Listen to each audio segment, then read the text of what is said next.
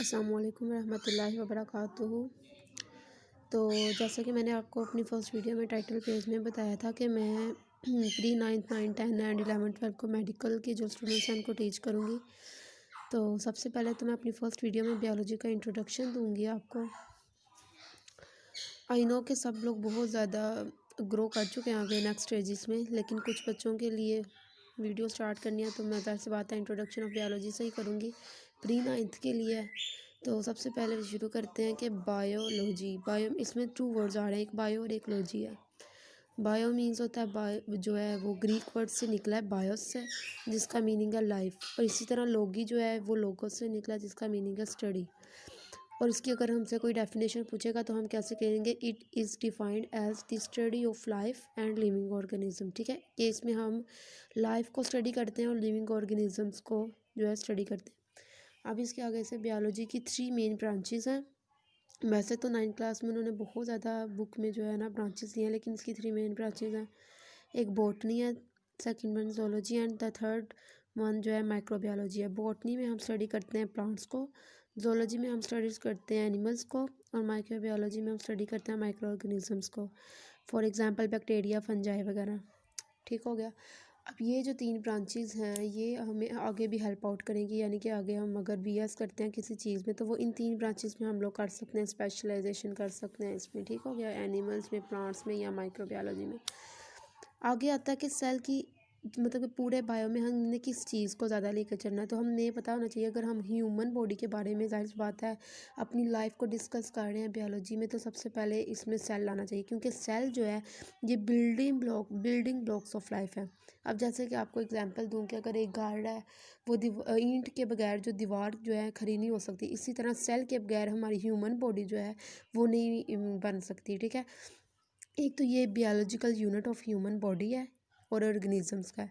ठीक है, second one the study of cell को हम सेल बायोलॉजी कहते हैं, साइटोलॉजी भी कह लेते हैं इसको, और सेल माइक्रोबायोलॉजी भी कहते हैं। ठीक है, अब ये एक सेल है और ह्यूमन बॉडी में मिलियंस ऑफ सेल्स हैं। ठीक है, ह्यूमन बॉडी में मिलियंस ऑफ सेल्स हैं, हर चीज़ सेल से मिलकर बनी है। और इसके अंदर साइटोप्लाज्म भी है होता है, और इसके अंदर तमाम किस्म के ribosomes, organelle, endoplasmic reticulum, Golgi apparatus, mitochondria, ये सब चीज़ें एक सेल के अंदर ही होती हैं, चाहे ह्यूमन सेल है या प्लांट सेल है।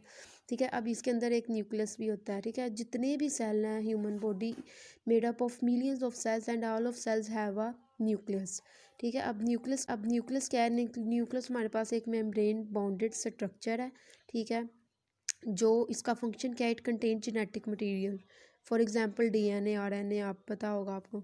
ये अगर एक न्यूक्लियस का स्ट्रक्चर है तो इसमें हम ये डबल मेम्ब्रेन बाउंडेड स्ट्रक्चर है, डबल मेम्ब्रेन है ये, और इसके अंदर एक छोटा सा न्यूक्लियोलस होता है जिससे, और इसके अंदर एक पार्टिकल्स होते हैं जिसे हम ग्रैनुलर स्ट्रक्चर करते हैं। यहाँ पे इसकी मेम्ब्रेन है जिसे हम न्यूक्लियर मेम्ब्रेन कहते हैं, न्यूक्लियर इनवेलप है, न्यूक्लियर प्लाज्म है। ठीक है, उसके बाद जो मोस्ट इंपॉर्टेंट आता है इसमें पूरी बायोलॉजी में, जो मैं आपको मेन डिफरेंस बता रही हूँ, मतलब कि मेन जो पॉइंट्स है, की पॉइंट्स समझ लें, तो उसमें आ रहा है ये एक प्रोकैरियोट्स और यूकैरियोट्स। ठीक है, प्रोकैरियोट्स है जो इसमें है, इसमें न्यूक्लियस नहीं होता है, no nucleus, and eukaryotes it has a nucleus, और prokaryotes it has only one cell, यानी कि प्रोकैरियोट्स सिर्फ वन सेल से मिलकर बना है, यानी कि ये यूनिसेलुलर है।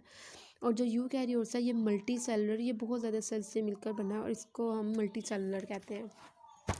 इस तरह इसके साइज़ का डिफरेंस है 0.1 और 5.0 है, और इसका 5 से 100 है।